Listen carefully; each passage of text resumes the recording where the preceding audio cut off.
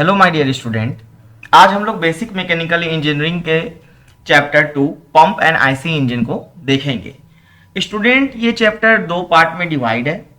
पहला पार्ट में हम लोग पंप के बारे में जानेंगे एंड सेकंड पार्ट हम लोग आईसी इंजन के बारे में जानेंगे। ओके, तो चैप्टर में आगे बढ़ते हैं। Pump, a pump is a device that moves fluid or sometimes slurries by mechanical action, typically converted from electrical energy into hydraulic energy। तो हम लोग पंप की मदद से क्या करते हैं? हम लोग पंप की मदद से फ्लूइड को या स्लरीज को मूव कराते हैं, एक जगह से दूसरी जगह ले जाने का काम करते हैं। पंप ऑपरेट किससे होता है? तो पंप जो है इलेक्ट्रिकल एनर्जी से ऑपरेट होता है। कभी कभी हम लोग डीजल इंजन से भी पंप को ऑपरेट करते हैं और इस एनर्जी का कन्वर्जन किस में होता है? हाइड्रोलिक एनर्जी में होता है। Mechanical pumps serve in a wide range of applications such as pumping water from well, aquarium filtering, pond filtering and aeration, in the car industry for water cooling and fuel injection, in the energy industry for pumping oil and natural gas, or for operating cooling tower and other component of heating, ventilation and air conditioning system। तो हम लोग अलग अलग जगह पे pump का use देख पा रहे हैं। मेडिकल इंडस्ट्री में भी पंप का यूज होता है। आप लोगों ने वेंटिलेटर आप लोग जानते होंगे, वेंटिलेटर में पंप का यूज होता है ऑक्सीजन सप्लाई के लिए। यहाँ पे हम लोग देख पा रहे हैं कि एक्वेरियम फिल्टर में वाटर पंप का यूज होता है, जिससे कि पानी एक्वेरियम का फिल्टर होता है। कुएं से पानी निकालने के लिए पंप का यूज होता है। एरेशन, एरेशन का मतलब होता है पानी में ये ऑक्सीजन की सप्लाई करना, एयर की सप्लाई करना। कूलिंग सिस्टम, जो हमारा इंजन का कूलिंग सिस्टम होता है, उसमें पंप का यूज होता है। फ्यूल इंजेक्शन, जो फ्यूल इंजेक्टर से फ्यूल को कंबशन चेंबर में भेजा जाता है, वहाँ भी जो है हमें फ्यूल पंप देखने को मिलता है। इसके अलावा लुब्रिकेशन सिस्टम में भी हमें ऑयल पंप देखने को मिलता है। तो बहुत तरह के पंप हैं जिसकी मदद से हम लोग किसी भी फ्लूइड को एक जगह से दूसरी जगह भेज सकते हैं। इसके अलावा ये जो स्लरीज की बात हो रही है, तो जैसे कोई नाला है जिसमें कीचड़ जमा है, उसको भी हम लोग जो है पंप की मदद से ड्रेन आउट कर सकते हैं। सैंड को, जैसे कि अगर हम लोग जैसे आर्टिफिशियल आइलैंड्स बनाया जाता है, जो मेरा पाम बीच वगैरह का आपने नाम सुना होगा, उसमें भी सैंड को पंप की मदद से फेंका जाता है, जिससे कि आर्टिफिशियल आइलैंड तैयार होता है। या फिर कभी कभार जो समुद्र के किनारे किनारे इरोजन होता है, उसको भी भरने के लिए पंप का यूज किया जाता है। ओके, आगे बढ़ते हैं हम लोग। रेसिप्रोकेटिंग पंप, तो पंप जैसा कि स्टूडेंट हम लोग जानते हैं, पंप दो टाइप के होते हैं। एक होता है reciprocating pump and second one is centrifugal pump. तो आप नाम से ही देख पाएंगे, रेसिप्रोकेटिंग पंप में क्या होगा? रेसिप्रोकेटिंग मोशन होगा। अगर आप लोगों को मोशन की जानकारी होगी, बहुत तरह के मोशन होते हैं। रोटरी मोशन होता है, सर्कुलेटरी मोशन होता है, रेसिप्रोकेटिंग मोशन होता है, ऑसिलेटरी मोशन होता है। अलग अलग तरह के मोशंस होते हैं। तो रेसिप्रोकेटिंग मोशन में पिस्टन जो है वो अप एंड डाउन मूवमेंट करता है, इसे रेसिप्रोकेटिंग मोशन हम लोग कहते हैं, या फिर लेफ्ट एंड राइट। ओके, तो pump are used to increase the energy level of water by virtue of which it can be raised to a higher level, है ना। हम लोग लो लेवल से हायर लेवल पे पानी को लेके जाते हैं। Reciprocating pump are positive displacement pump, that is initially a small quantity of fluid is taken into a chamber and is physically displaced and forced out with pressure by a moving mechanical element। तो mechanical elements कौन कौन से हैं? तो piston है हमारा, इसके अलावा क्रैंक होता है, कनेक्टिंग रोड होता है, जिसकी मदद से हम लोग पिस्टन को मूव कराते हैं और डिस्प्लेसमेंट जो है हम लोग ले पाते हैं फ्लूइड का। Okay, the use of reciprocating pump is being limited these days and being replaced by centrifugal pump. आज के समय में ज्यादातर जगहों पे सेंट्रीफ्यूगल पंप हमें देखने को मिलता है, क्योंकि सेंट्रीफ्यूगल पंप हमें कंटिन्यूअस डिस्चार्ज देता है, जिसकी वजह से रेसिप्रोकेटिंग पंप का यूज अब बहुत कम देखने को मिलता है हमें। ओके, मेन कंपोनेंट्स, तो रेसिप्रोकेटिंग पंप के मेन कंपोनेंट्स कौन कौन से हैं? तो a reciprocation pump consist of a plunger और a piston that move forward and backward inside a cylinder with the help of connecting rod and crank. The crank is rotated by an external power source. इसके लिए student हमें figure देखना होगा इसका। देखिए ये आपका फिगर है, इस फिगर को अगर आप लोग अच्छे से समझ लेंगे तो आप जो है रेसिप्रोकेटिंग पंप की वर्किंग, कंस्ट्रक्शन और मेन कंपोनेंट सबकी जानकारी आपको अच्छे से हो जाएगी। तो स्टूडेंट आप देख पा रहे होंगे यहाँ पे, कर्सर को आप देखें, यहाँ पे ये जो है ये है हमारा क्रैंक। ओके, ये crank and connecting rod mechanism है जिसकी मदद से पिस्टन जो है वो लेफ्ट राइट मूव करता है। ओके, अगर हम ऐसा भी हम लोग कह सकते हैं कि इनवर्ड एंड आउटवर्ड मूव करता है। तो ये क्रैंक जो है, ये क्रैंक किससे ऑपरेट होगा? किसी इलेक्ट्रिक मोटर से या फिर आईसी इंजन से ऑपरेट होता है। ये जब क्रैंक रोटेट करेगा तो अपने साथ जो है कनेक्टिंग रॉड को भी मूव कराएगा, जिसकी वजह से पिस्टन हमारा मूव करेगा। अब देखिए ये जो क्रैंक है ये जब क्लॉकवाइज रोटेट कर रहा है तो पिस्टन जो है वो हमारा राइट साइड मूव कर रहा है। Okay, piston right side move कर रहा है। उस समय एक सक्शन पुल क्रिएट होगा, सक्शन पुल क्रिएट होगा। अब यहाँ पे हम लोग ये पार्ट को देखते हैं। ओके, यहाँ पे हमने देखा कि ये क्रैंक है, ये कनेक्टिंग रॉड है। आगे का पार्ट जो है ये होता है पिस्टन रॉड। पिस्टन रॉड इसे प्लंजर भी कहते हैं। ये जो हम देख पा रहे हैं ये है पिस्टन, और पिस्टन किसके अंदर मूव करेगा? तो पिस्टन सिलेंडर के अंदर मूव करेगा। हमारा जो वाटर जो है का जो डिस्चार्ज होता है वो भी पहले सिलेंडर में आता है, उसके बाद वो हमारा डिलीवरी पाइप के थ्रू बाहर की ओर चला जाता है। ओके, तो हम लोगों को कौन कौन से मेजर कंपोनेंट दिखे? Crank, connecting rod, cylinder, piston rod, piston. इसके अलावा 4 और मेजर कंपोनेंट हैं। एक है हमारा delivery pipe, second one is suction pipe, and third one is suction valve, and fourth one is delivery valve.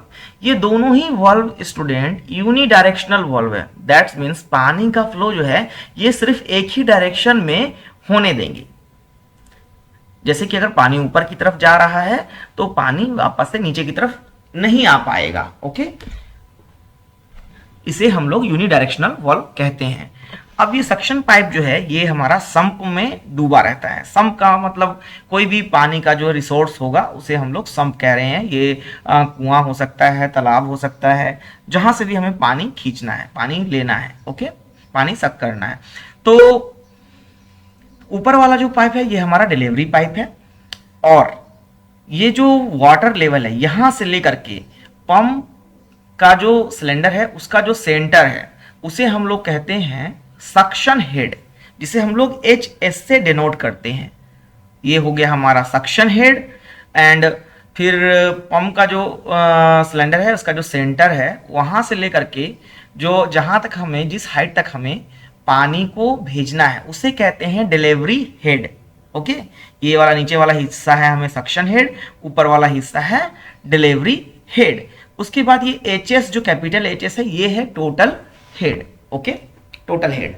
तो यही मेजर कंपोनेंट जो है यहाँ पे हमें बताए जा रहे हैं। हम लोग ने देख लिया क्रैंक एंड कनेक्टिंग रॉड पहले पॉइंट में। सेकंड पॉइंट हम लोग ने सिलेंडर देखेंगे। हम लोग the cylinder is connected to the sump by suction pipe. Suction pipe यहाँ पे दिया गया है to the delivery tank by the delivery pipe. Delivery pipe भी दिया गया है। At the cylinder end of this pipe non return valve है ना, नॉन रिटर्न वाल्व इसे कहें या इसे यूनिडायरेक्शनल वाल्व कहें, ये दोनों एक ही बात है। ठीक है, are provided. A non return valve allow the liquid to pass in only one direction है ना, एक ही डायरेक्शन में फ्लूइड को ये पास होने देगा। Okay, through suction valve liquid can only be admitted into the cylinder, and through the delivery valve liquid can only be discharge into the delivery pipe. Okay, अब हम लोग आगे बढ़ते हैं। Working of reciprocating pump. तो जैसा कि आपने फिगर देखा होगा और फिगर को जिस तरह से मैंने एक्सप्लेन किया आपको वर्किंग समझ में आ गई होगी। ओके, लेकिन आपको अपने पेपर में लिखने के लिए कुछ थ्योरी कंटेंट्स चाहिए जो कि यहाँ पे हैं, मैं इसे पढ़ देता हूँ। When the piston move from left to right a suction pressure is produced in the cylinder. If the pump is started for the first time or after a long period, air from the suction pipe is sucked during the suction stroke while the delivery valve is closed.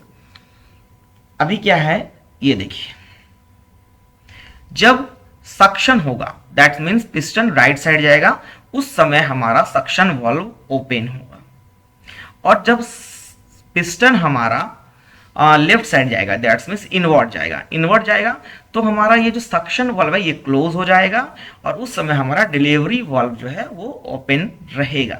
यही बात यहाँ पे बताई जा रही है। Okay, liquid rises into the suction pipe by a small height due to atmospheric pressure on the sump liquid.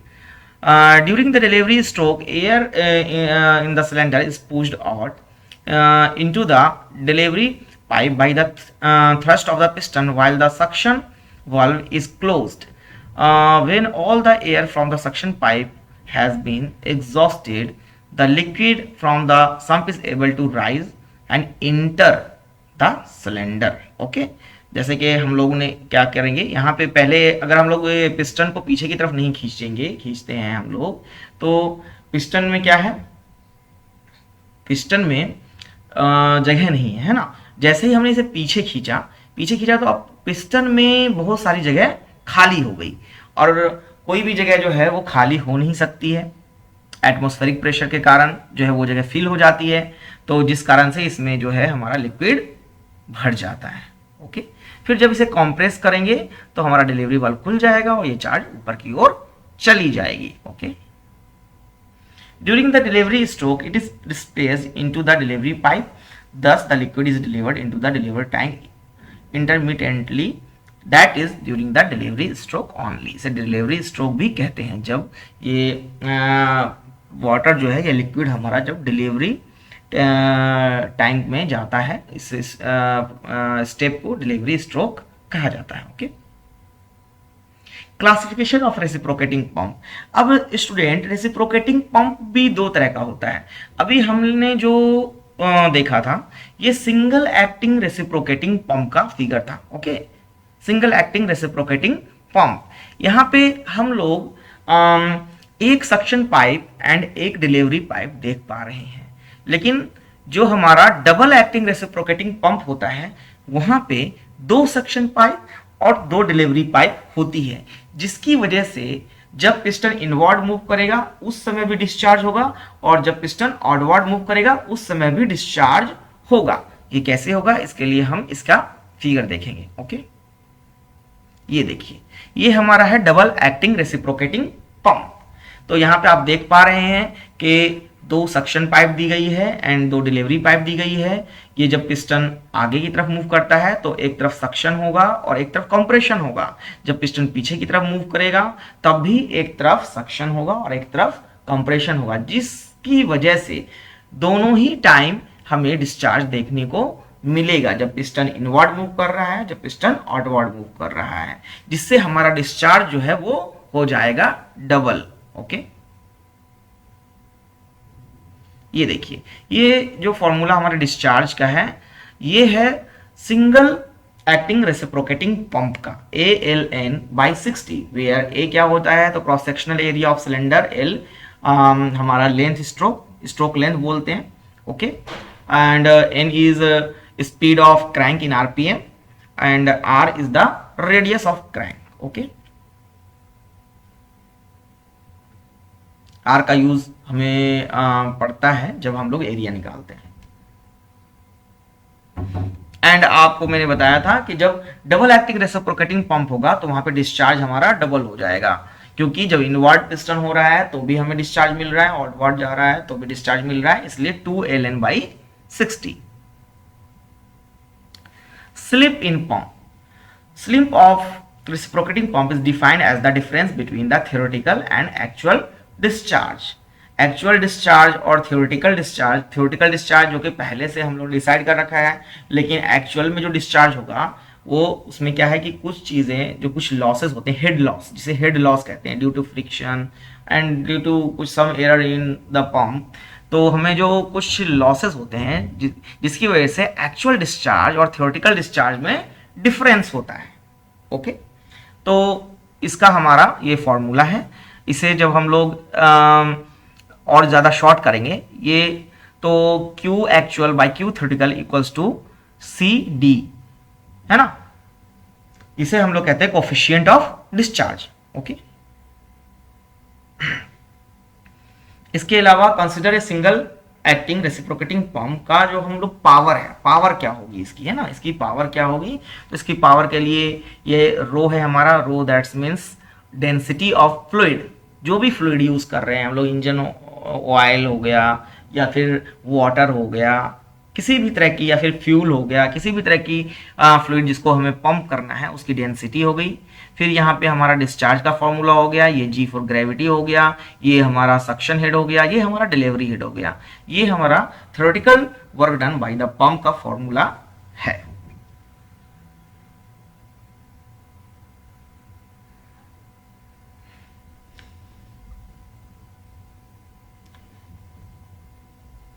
हाँ, उसके बाद हम लोग, जैसा कि मैंने बताया था कि कुछ फ्रिक्शन लॉसेस होते हैं, तो फिर अब हम लोग द एक्चुअल पावर इनपुट क्या होगा, actual power input to the pump क्या होगा, तो यहाँ पे जो भी हमारी इफिशियंसी है, इफिशियंसी ऑफ द पंप, उसको हम लोग जब 1/, इफिशियंसी 1/, ईटा कर देंगे, तो ये हमारा जो actual power input of the pump है वो हमें निकल जाएगा, थीटा, है ना। तो ये हमारा हो गया actual power input to the pump. ये हमने ऊपर में देखा था theoretical work done by the pump, and ये that's this one is the actual power input of the pump. अब ये हमारा है सेंट्रीफ्यूगल पंप। तो सेंट्रीफ्यूगल पंप का नाम जो है उसकी वर्किंग के बेसिस पे इसका नाम सेंट्रीफ्यूगल पंप रखा गया है। इसमें सेंट्रीफ्यूगल फोर्स बनती है। सेंट्रीफ्यूगल फोर्स क्यों बनती है, तो ये हमारा इम्पेलर है, ये इम्पेलर रोटेट होता रहता है, जिसकी वजह से एक सेंट्रीफ्यूगल फोर्स बनता है। ये सेंट्रीफ्यूगल फोर्स जो है ये सक्शन पुल क्रिएट करता है। यहाँ पे ये वाला हमारा सक्शन पाइप है, ये हमारा डिलीवरी पाइप है, ये हमारा डिलीवरी वल्व है, इसमें हमारा सक्शन वल्व नहीं होता है। ये हमारी केसिंग है, केसिंग जो है वो एयर टाइट होती है, इसमें प्राइमिंग की जरूरत पड़ती है। प्राइमिंग क्या होता है, तो पंप को शुरू करने से पहले इस वॉल्व को ओपन करके इसमें पानी डालना पड़ता है, क्योंकि अगर इसमें एयर रहेगा तो फिर ये पंप जो है सक्शन के थ्रू फ्लूइड को खींच नहीं पाएगा। ओके, तो इसके लिए इसमें हमें सबसे पहले प्राइमिंग करनी पड़ती है, और वहीं हमें रेसिप्रोकेटिंग पंप में प्राइमिंग की ज़रूरत नहीं होती है। तो आप इसका फिगर अच्छे से देख पा रहे होंगे। हमारे पास इसका एक और फिगर है जिसे मैं आपको दिखाना चाहूँगा, और डिटेल फिगर। ये देखिए, इसमें हमें head, suction head, total head, delivery head, सारी चीज़ें दिखाई गई है।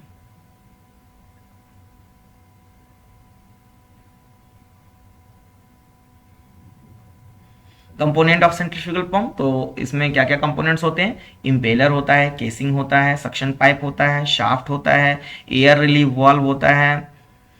वर्किंग ऑफ सेंट्रीफ्यूगल पंप, तो सेंट्रीफ्यूगल पंप में अब ये जो इम्पेलर है ये किसकी मदद से रोटेट होगा, तो ये इलेक्ट्रिक मोटर या फिर आईसी इंजन की मदद से रोटेट होगा। जैसे ही ये रोटेट होता है तो ये एक सक्शन पुल क्रिएट करता है सेंट्रीफ्यूगल फोर्स की वजह से, जिसकी वजह से पानी जो है वो पंप होना शुरू हो जाता है ना।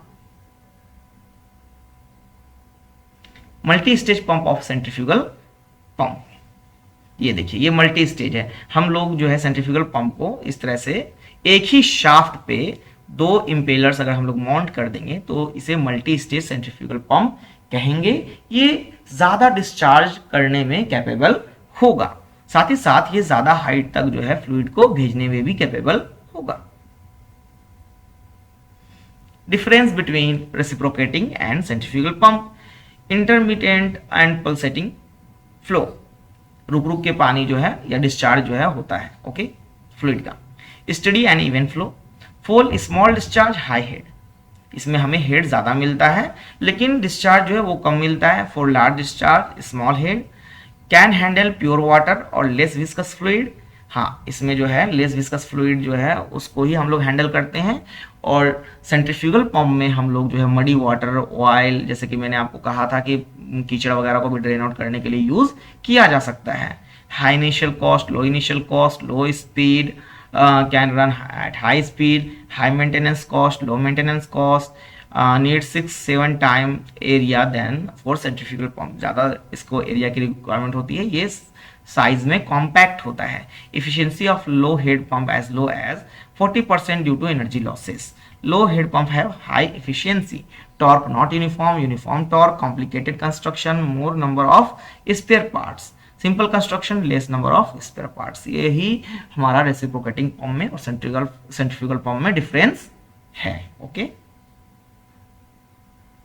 अब जो हमारा नेक्स्ट टॉपिक है स्टूडेंट वो है आईसी इंजन। हमारे सेकंड चैप्टर का पहला टॉपिक जो है वो खत्म हो गया है, पहला पार्ट खत्म हो गया है। अब हम लोग अपने सेकंड चैप्टर के सेकंड पार्ट में जाएंगे। ये है स्टूडेंट हमारा आईसी इंजन। आईसी इंजन का फुल फॉर्म होता है इंटरनल कंबशन इंजन। और यहाँ पे आईसी इंजन का मैंने एक फिगर आपको बना रखा, आपके लिए, आप लोगों के लिए बना रखा है। यहाँ पे ये जो आईसी इंजन है इसका फिगर को देख के आप बता सकते हैं कि ये कौन सा आईसी इंजन है, क्योंकि आईसी इंजन में बहुत सारे क्लासिफिकेशन होते हैं। ये हमारा 4 stroke spark ignition IC engine है। स्पार्क इग्निशन का मतलब ये एक पेट्रोल इंजन आईसी इंजन है। सेकंड 4 स्ट्रोक, दैट्स मीन्स हम लोग कैसे पहचानेंगे ये 4 स्ट्रोक इंजन है, तो वाल्व से, अगर किसी भी इंजन में वाल्व होगा तो वो 4 स्ट्रोक इंजन होगा। ओके, यहाँ पे देखिए कुछ स्पेस दिया गया है, ये वाटर गैजेट्स के लिए दिया गया है, वाटर कूलिंग सिस्टम का ये हिस्सा है। ये हमारा, यहाँ से हमारा फ्यूल और एयर अंदर जाता है, एयर फ्यूल मिक्सचर अंदर जाता है कह सकते हैं हम लोग।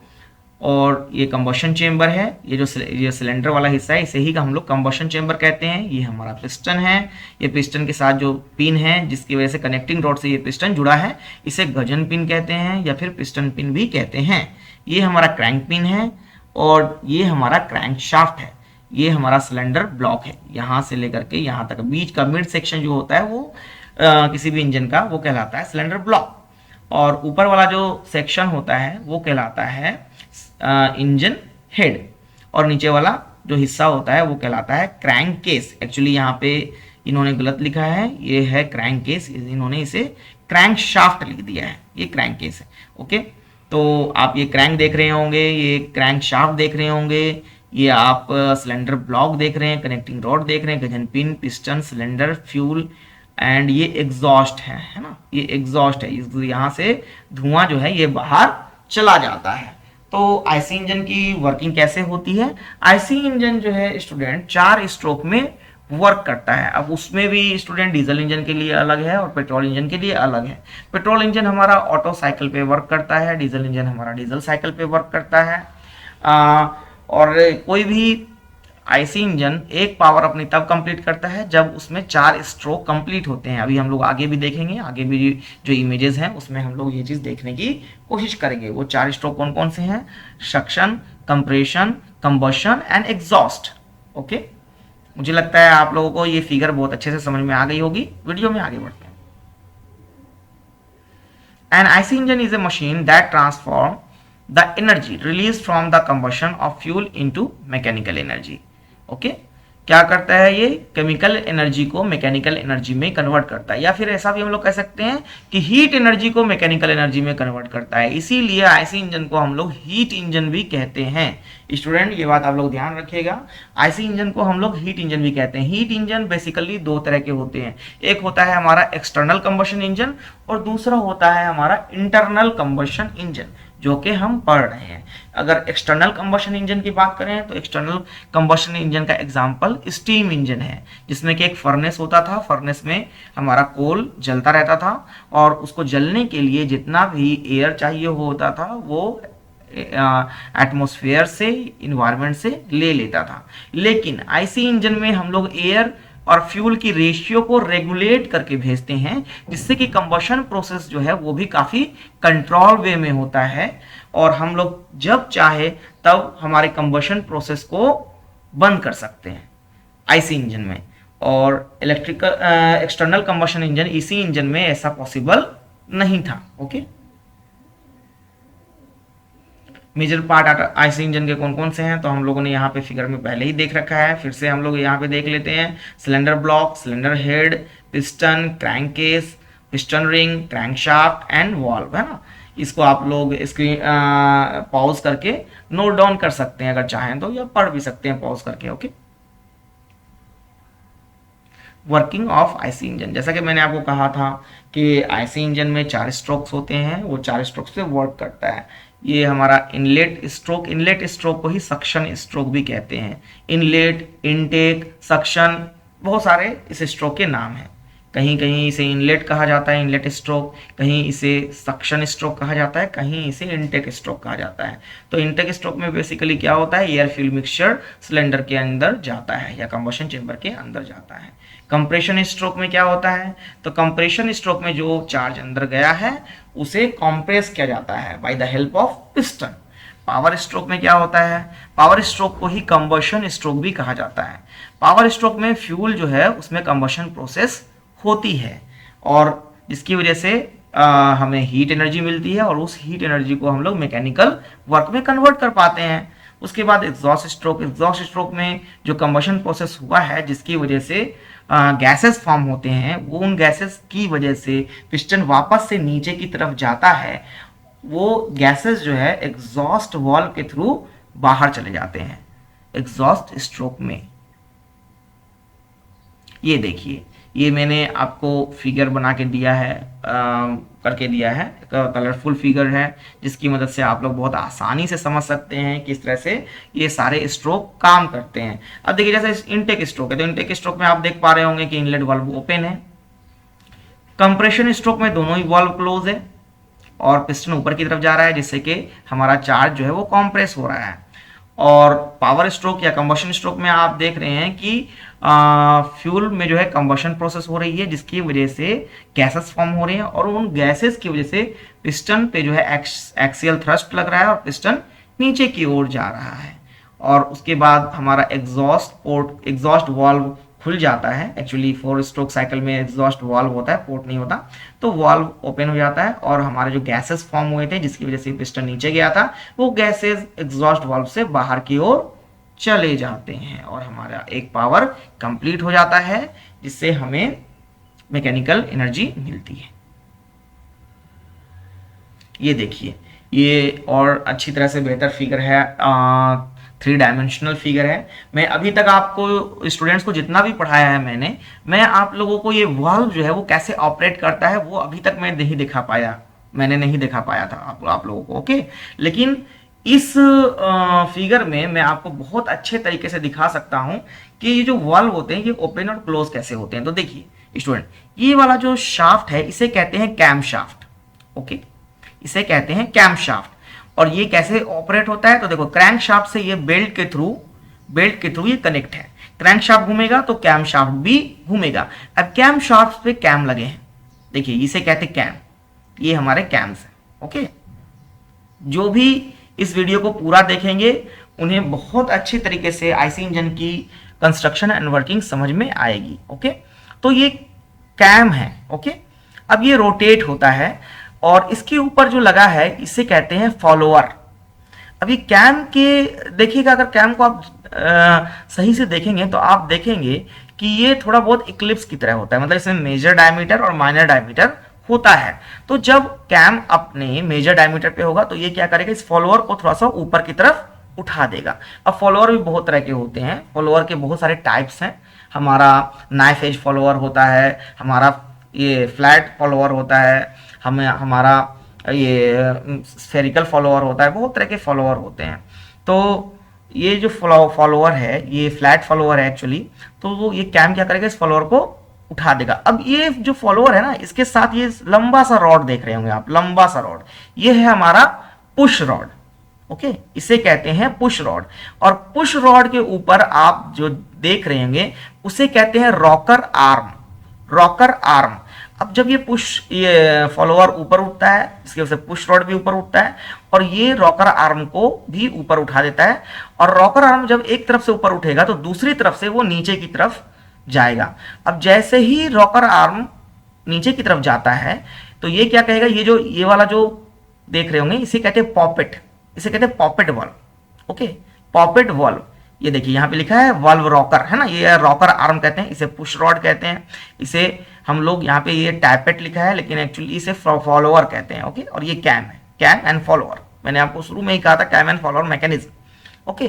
तो जैसे ही रॉकर आर्म ऊपर की तरफ उठेगा तो दूसरी तरफ से वो नीचे की तरफ दबेगा और वो ये पॉपेट वाल्व को नीचे की तरफ दबा देगा। जैसे ही पॉपेट वाल्व नीचे की तरफ जाएगा हमारा जो इनलेट वाल्व है या एग्जॉस्ट वाल्व है वो ओपन हो जाएगा, जिस भी वाल्व को दबाएगा वो ओपन हो जाएगा। अब सारे वाल्व के लिए अलग अलग सेपरेट सेपरेट जो है रॉकर आर्म होते हैं, पुश रॉड भी सेपरेट सेपरेट होता है, सभी वाल्व के लिए सेपरेट पुश रॉड और सेपरेट रॉकर आर्म होते हैं, तो जिसकी वजह से हम लोग वाल्व को ओपन और क्लोज कर पाते हैं। अब ये वाल्व कितना ओपन और कितना क्लोज होगा और साथ ही साथ वाल्व टाइमिंग कब ओपन और कब क्लोज होगा इसे एडजस्ट किया जा सकता है।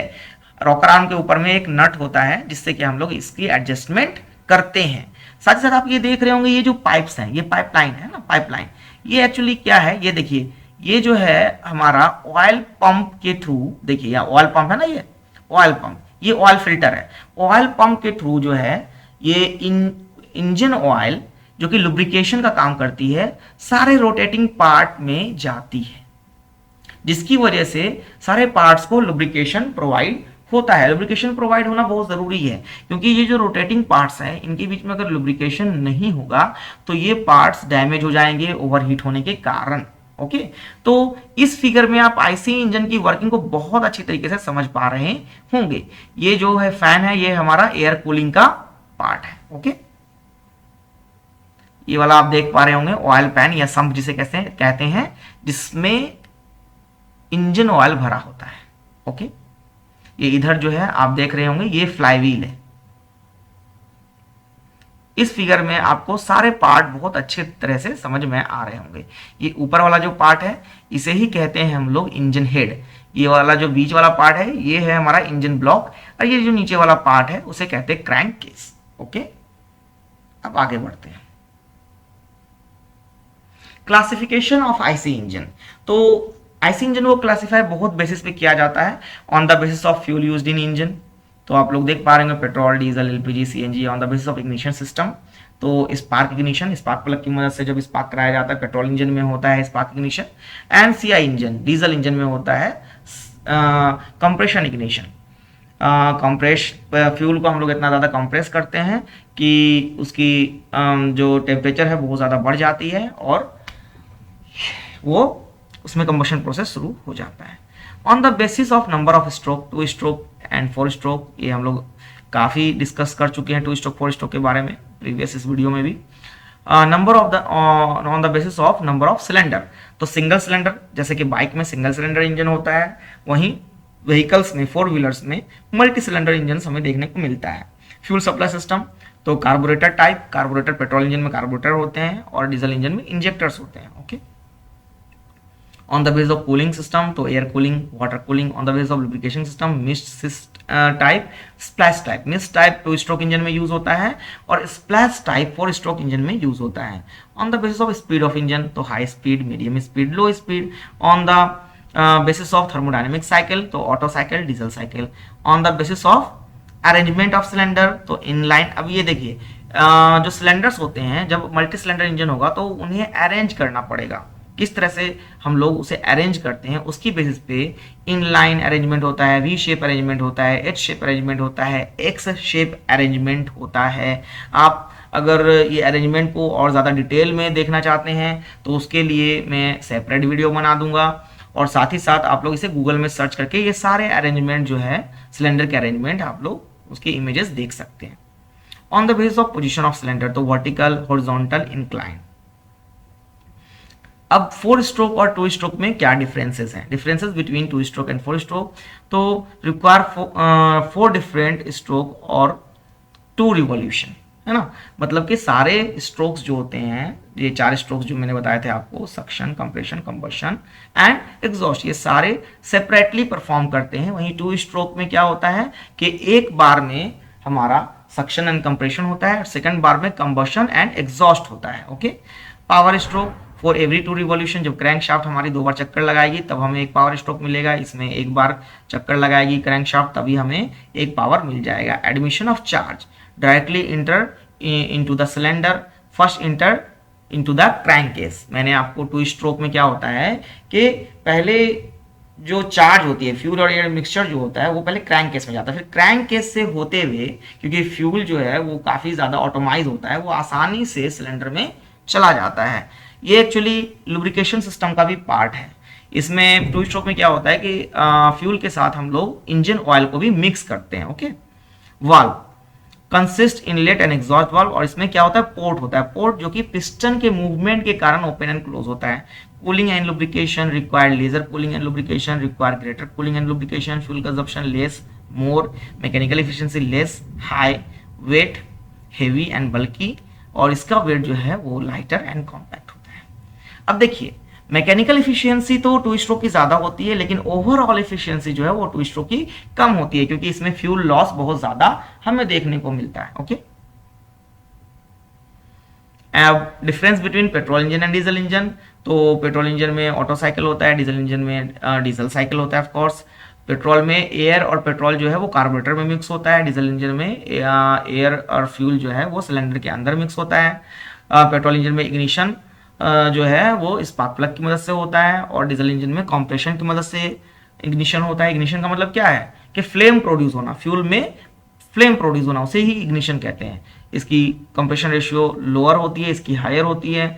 Less power output, less power more power output, contain spark plug, contain fuel injector, burn highly volatile fuel, burn less volatile fuel, use in light vehicles, use in heavy vehicles, more fuel consumption, less fuel consumption, lighter, heavier, frequent maintenance is required, less frequently maintained, lower maintenance cost, higher maintenance cost, less initial cost, more initial cost. Thermal efficiency is about 26%, thermal efficiency about 40%. The starting of petrol engine is easy due to low compression ratio. The starting of diesel engine is slightly difficult due to higher compression ratio compared to a petrol engine. इसमें एक pre combustion chamber भी होता है, जिसमें एक छोटा सा heater लगा रहता है। एक्चुअली वो एक रॉड होता है, इलेक्ट्रिक रॉड, जो कि हीटर का काम करता है। फ्यूल को थोड़ा सा हम लोग हीट करके कंबशन चेंबर में भेजते हैं, मेन कंबशन चेंबर में। तो स्टार्टिंग प्रोसेस जो है वो डीजल इंजन की थोड़ी सी डिफिकल्ट है। हाई स्पीड इंजन, ये लो स्पीड इंजन है। लो स्पीड इंजन तो है, लेकिन ये लोड बहुत ज़्यादा कैरी कर सकता है, और साथ ही साथ लॉन्ग डिस्टेंस भी ये ट्रैवल करने में इसको ज़्यादा दिक्कत नहीं होती है डीजल इंजन को। ओके, ये हमारा ऑटो साइकिल और डीजल साइकिल है। ऑटो साइकिल में ये हमारी एसेंट्रोपिक प्रोसेस, ये भी एसेंट्रोपिक प्रोसेस। यहाँ पे हमारा कांस्टेंट वॉल्यूम प्रोसेस है ये, और यहाँ पे हमें जैसे कि ये 1 2 3 एंड 4 ये पीवी डायग्राम इसे बोलते हैं। ओके, इसे पीवी डायग्राम बोलते हैं। यहाँ पे हमारा जो ये एसेंट्रोपिक प्रोसेस है, एसेंट्रोपिक प्रोसेस का मतलब ये होता है कि हमारी इंट्रोपी जो रहेगी वो कांस्टेंट रहेगी, मतलब there is no change in heat and mass, okay, in the system. उसके बाद हम लोग वर्क इन कर रहे हैं, ठीक है, सॉरी हीट इन कर रहे हैं। यहाँ पे वर्क इन पहले किया हमने, जिसकी वजह से अब हीट जो है वो हीट बन गया है, हीट इन हुआ सिस्टम में। अब जिसकी वजह से वर्क डन होगा, वर्क सिस्टम से बाहर निकला, और लास्ट में जो हमारा लो टेम्परेचर रिजर्वायर होता है उससे हीट बाहर चला गया। यहाँ पे हम लोग ने देखा कि ये जो 1 से लेके 4 तक था, ये भी कॉन्स्टेंट वॉल्यूम था इसमें, और 2 से लेके 3 तक था, यहाँ भी कॉन्स्टेंट वॉल्यूम प्रोसेस था। अब यहाँ पे डीजल इंजन में जो डीजल साइकिल यूज होती है, यहाँ पे थोड़ा सा चेंज है। यहाँ पे हम लोग देख पा रहे हैं 2 से लेके 3 तक ये कांस्टेंट प्रेशर है प्रोसेस, और ये 1 से लेके 4 तक जो है कांस्टेंट वॉल्यूम प्रोसेस है। यहाँ पे जब हीट इन होगा तो कांस्टेंट प्रेशर पे होगा, यहाँ पे जब हीट इन हो रहा था तो ये कांस्टेंट वॉल्यूम पे हो रहा था। यहाँ पे जब हीट आउट हो रहा है तो कांस्टेंट वॉल्यूम पे है, यहाँ पे भी हीट आउट कांस्टेंट वॉल्यूम पे। ये भी जब हम लोग वर्क इन कर रहे हैं तो isentropic process, work out isentropic process. तो ये जो है ऑटो साइकिल का पीवी डायग्राम है, और ये हमारा डीजल साइकिल का पीवी डायग्राम है। ओके, अब ये ऑटो साइकिल और डीजल साइकिल में क्या डिफरेंस है, तो heat is addition in the system at constant volume, है ना। ये देखिए हीट जब ऐड हो रही थी तो ये कांस्टेंट वॉल्यूम पे, यहाँ पे हीट जो ऐड हो रही है वो कांस्टेंट प्रेशर पे हो रहा है। Compression ratio 6 to 10, compression ratio 14 to 22, high efficiency eight same compression ratio, low efficiency eight same compression ratio. Petrol engine work on auto cycle, diesel engine work on diesel cycle. Spark plug required, fuel injector required, air fuel mixture inserted from inlet valve, while only air is inserted from inlet valve. After generating spark, combustion take place. Combustion take place due to hot air and fuel receive from fuel injector. यहाँ पे क्या है, spark plug से जब spark होगा तभी compression process होगा। यहाँ पे स्पार्क प्लग की हमें जरूरत नहीं है, एयर को ही इतना ज़्यादा कंप्रेस किया जाता है कि उसकी वजह से फ्यूल जो है उसमें कंबशन प्रोसेस शुरू हो जाता है। In compression stroke air fuel is compressed, and यहाँ पे कंप्रेशन स्ट्रोक में only air is compressed, fuel is inserted due to suction stroke. इसमें fuel is inserted at the end of compression stroke. No need of high pressure and temperature because of spark, है ना, spark plug की वजह से high temperature और high pressure की जरूरत नहीं है। यहाँ पे स्पार्क प्लग नहीं है, इसलिए इसमें हाई प्रेशर और हाई टेम्परेचर की जरूरत है। फिर से हम लोग अपने इस पॉइंट पर आते हैं कि लो कंप्रेशन रेशियो क्योंकि पेट्रोल इंजन है ये, और हाई कंप्रेशन रेशियो क्योंकि ये diesel engine. Okay, application of IC engine, तो पावर जनरेशन के लिए यूज होता है, एग्रीकल्चर में यूज होता है, मैरीन में यूज होता है, एयरक्राफ्ट प्रोपल्सन में, और ऑटोमोबाइल में। ऑटोमोबाइल में तो हम लोग सब अपने आसपास देख ही सकते हैं। हमने जनरेटर वगैरह देखा होगा, जनरेटर में भी आईसी इंजन का यूज होता है जिसकी वजह से इलेक्ट्रिसिटी जनरेट की जाती है, इसलिए पावर जनरेशन पहला ही पॉइंट दिया गया था। तो इस तरह से हमारा ये सेकेंड चैप्टर एंड होता है। आप लोग, मैं उम्मीद करता हूं कि वीडियो को कंप्लीट एंड तक ज़रूर देखा होगा आपने, और चैनल को लाइक, सब्सक्राइब एंड शेयर ज़रूर से करें। हम लोग जल्द ही अपने थर्ड चैप्टर के साथ नया वीडियो लेकर के आएंगे। Thank you.